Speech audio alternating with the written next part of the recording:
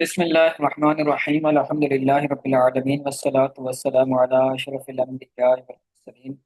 فیضان تجوید کے اسباق کا سلسلہ جاری و ثابت تھا اور ہم وقف کے حوالے سے سبق پڑھ رہے تھے۔ اس کے اندر متفرق قواعد کا ذکر آیا تو پانچواں نمبر قاعدہ تھا الف زائدہ کا، کہ بسا اوقات الف لکھا ہوا ہوتا ہے حروف کے اوپر، لیکن اس الف کو پڑھا نہیں جاتا، الف کے اوپر گول دائرہ بنا ہوا ہوتا ہے، تو اس کو وقت کی صورت میں تو پڑھتے ہیں لیکن وصل کی صورت میں نہیں پڑھتے۔ تو یہ چھ حروف تھے جن میں سے انا ایسا حرف تھا جس کو ہر جگہ وقف ہو وصل ہو تو ہر جگہ اس کو نہیں پڑھا جائے انا۔ اور قرآن مجید میں سلاسلہ ایسا کلمہ ہے جس کو وقف میں پڑھنا نہ پڑھنا دونوں جائز، البتہ وصل میں اس کو نہیں پڑھ سکتے۔ ٹھیک ہے، اس کے بعد کہتے ہیں کہ مندرجہ ذیل کلمات میں الف زائدہ ہے، ان کلمات میں الف زائدہ کو وصلاً اور وقفاً کسی طرح بھی نہیں پڑھیں۔ پیچھے تھا نا کہ وقف کی صورت میں تو الف کو پڑھیں گے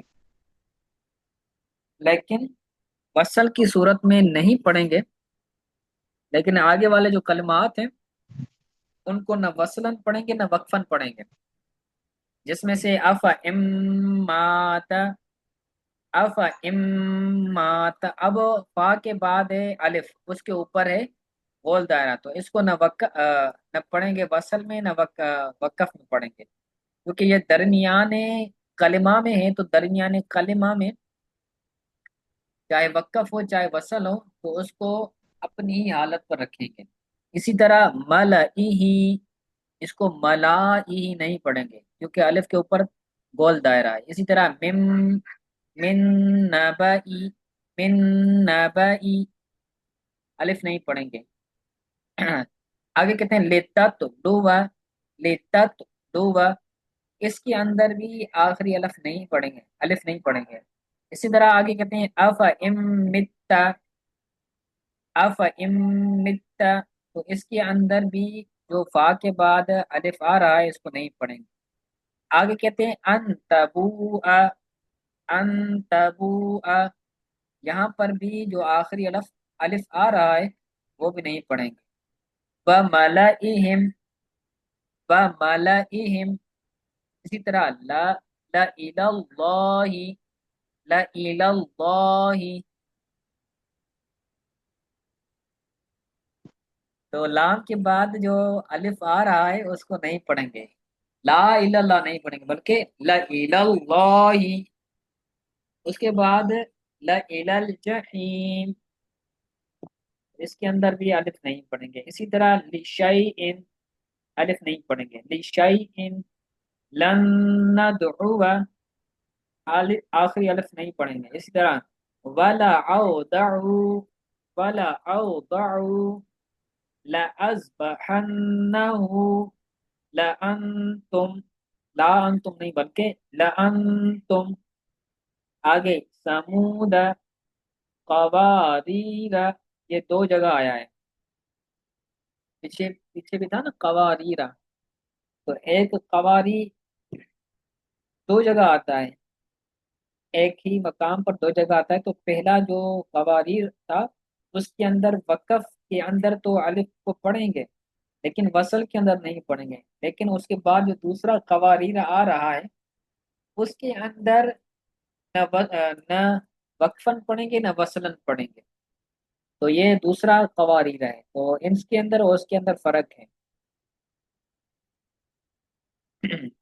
تو آگے کہتے ہیں ان سمود لیربوا، لیربوا فی، آخری الف دائرہ بنا ہوا ہے اس کو نہیں پڑھیں گے، لیبلوا ونبلوا، آخری الف نہیں پڑھیں گے۔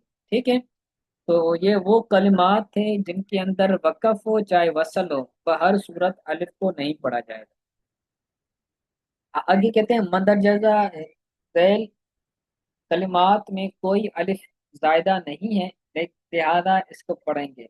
انا میلا، اس کے اندر الف کو پڑھا جائے گا، انا میلا، انا میلا۔ अना दिया, अनाबू, लिल अनामी, लिल अनामी, मन अनाबा, मन अनाबा। ठीक है, तो ये ऐसे हरूफ है जिनका अलिफ जो है वो जायदा नहीं है, बल्कि इसको पढ़ा जाए। आगे हरूफ शमसिया और हरूफ कमरिया के बारे में बता रहे हैं। दो तरह के हरूफ होते हैं, हरूफ कमरिया और हरूफ शमसिया। हरूफ तहजी 29 है ना, तो उनमें से बाज हरूफ ऐसे हैं जिन्हें कमरिया कहते हैं। उनकी तारीफ करते हैं, कहते हैं वो हरूफ जिनसे पहले लाम तारीफ पढ़ा जाए। लाम तारीफ होता है ना, अलिफ लाम, जैसे अल किताब, अल कलम। तो लाम तारीफ का मतलब है जो शुरू में, इसम के शुरू में अलिफ लाम आता है, तो उसको लाम तारीफ कहा जाता है। तो इनको हरूफ कमिया कहते हैं, यानी जो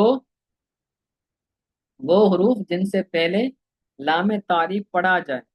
जैसे मैंने मिसाल बयान की, अल किताब, तो काफ हरूफ कमरिया में से, क्योंकि काफ से पहले जो लाम तारीफ है उसको पढ़ा जा रहा है। अल किताब। ठीक है, इसी तरह अल कलम, अल कादिर, अल मुहम्मद। लेकिन मोहम्मद इसम है, अलम है, तो अलम पर अलिफ लाम नहीं आ सकता, लेकिन मैंने मिसाल के तौर पर आपको बयान किया। ठीक है, तो इन हरूफ को हरूफ कमरिया कहा जाता है जिन हरूफ से पहले लाम तारीफ पढ़ा जाए। जैसे अल यौम, अल यौम, अल किताब। हरूफ कमरिया 14 है जिनका मजमू अबलिग हज्जक व खफ अकीमय। 14 हरूफ है, हमजा, बा, गैन, हा, जीम, काफ, वाव, क़ा, फा, आइन, क़ाफ, या, मीम, हा। तो ये 14 हरूफ हैं। तो 14 हरूफ ये हरूफ कमरिया कहलाते हैं। इनके अंदर लामे तारीफ जो है वो पढ़ा जाएगा। उसके बाद है हरूफ कमरिया। हरूफ कमरिया को कमरिया कहने की वजह, कमर का लुग़वी माना चांद होता है। जिस तरह चांद की मौजूदगी में सितारे मौजूद रहते हैं, इसी तरह लाम तारीफ की बाद जब हरूफ कमरिया आ जाएं तो लाम तारीफ भी मौजूद रहता है। आसमान के अंदर चांद हो तो चांद होता है, तो सितारे भी होते हैं। इसी तरह हरूफ कमरिया होंगे तो अलिफ लाम भी होगा, यानी अलिफ लाम भी पढ़ा जाए। तो ये मुताबिकत है इसके अंदर, इस वजह से इनको हरूफ कमरिया बोला जाता है। यानी लाम मौजूद रहता है, का मतलब कि लाम पढ़ा जाता है। यानी लाम तारीफ को मुशाबहत है, निस्बत है सितारों से, और उन हरूफ को निस्बत है चांद से। ठीक है, तो ये हरूफ शमसिया को और हरूफ कमरिया को कमरिया कहने की वजह बयान की। आगे हरूफ शमसिया के बारे में कहते हैं कि वो हरूफ जिनसे पहले लाम तारीफ न पढ़ा जाए। ये कमरिया की जिद है कि वो हरूफ जिनसे पहले लाम तारीफ न पढ़ा जाए, बल्कि वो अपने बाद वाले हरफ में मुदगम हो जाए। जो लाम तारीफ है, तो लाम तारीफ अपने बाद वाले हरफ के अंदर मुदगम हो जाए, यानी उनका इदगाम हो जाए। तो इन ऐसे हरूफ को हरूफ शमसिया कहते हैं। जैसे अन्नज्मु, अशम्सु। तो यहाँ पर जो लाम है, लाम का इदगाम किया गया है नून के अंदर, तो नून हरूफ शमसिया में से होगा। अन्नज्मु, अन्नज्मु। वैसे वो होना तो ये चाहिए था कि अल नज्म, अल नज्म, लेकिन लाम को नहीं पढ़ा जा रहा, बल्कि डायरेक्ट हमजा को नून से मिलाया जा रहा है, अन नज्म। तो ये हुरूफ शमसिया कहलाएगा। हुरूफ शमसिया भी 14 हैं, और वो ये हैं, सौद, सौद, जाल, ता, दाल, ता, ता, सीन, रो, शीन, दौद, तो, दो, लाम, नून। ठीक है, तो ये हुरूफ ऐसे हैं جن کو حروف شمسیہ کہا جاتا ہے۔ اب ان کی وجہ تسمیہ بیان کر رہے ہیں کہ حروف شمسیہ کو شمسیہ کہنے کی وجہ، شمس کا لغوی مطلب ہوتا ہے سورج، جب سورج نکلتا ہے تو ستارے چھپ جاتے ہیں، اسی طرح لام تعریف کے بعد حروف شمسیہ آتے ہیں تو لام تعریف چھپ جاتا ہے، یعنی لام تعریف کو پڑھا نہیں جاتا۔ لام تعریف کو نسبت دی ہے انہوں نے اس نے ستاروں سے، اور حروف شمسیہ کو نسبت دی ہے، تشبیہ دی ہے انہوں نے سورج سے۔ تو سورج ہوگا تو چاند ستارے نہیں ہوتے، تو اسی طرح جب حروف شمسیہ ہوں گے تو لام تعریف کو نہیں پڑھا جائے۔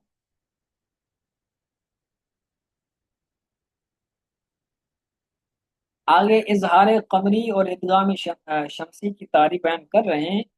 حروف قمریہ میں لام کا اظہار اور حروف شمسیہ میں لام کا ادغام ہوتا ہے۔ حروف قمریہ میں لام کے اظہار یعنی لام تعریف کو ظاہر کر کے پڑھنے کو اظہار قمری کہتے ہیں، اور حروف شمسیہ میں لام کے ادغام کو ادغام شمسی کہتے ہیں۔ اظہار کا مطلب ہوتا ہے ظاہر کر کے پڑھنا۔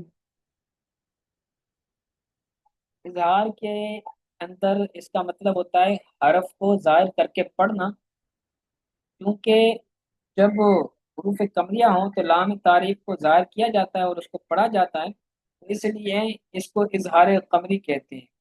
اور حروف شمسیہ میں لام کا ادغام ہوتا ہے تو اس لیے اس کو ادغام شمسی کہتے ہیں، یعنی حروف شمسیہ میں ادغام ہونا۔